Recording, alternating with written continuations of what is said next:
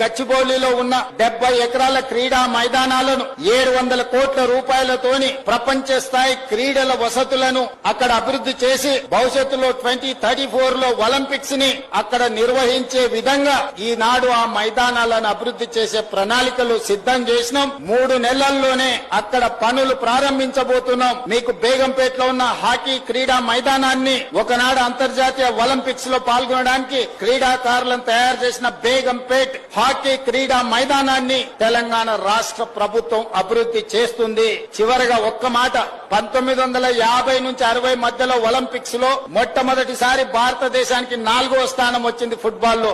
ఆనాడు 7 మంది క్రీడాకారులు ఈ హైదరాబాద్ నగరం నుంచే ఆనాడు ఒలింపిక్స్ పోటీలో పాల్గొన్నారు. ఆ రోజు నుంచి ఈ రోజు వరకు ఫుట్బాల్ లో ఎప్పుడు ఒలింపిక్స్ ఎంట్రీ లెవెల్లో కూడా మనము పోలేదు.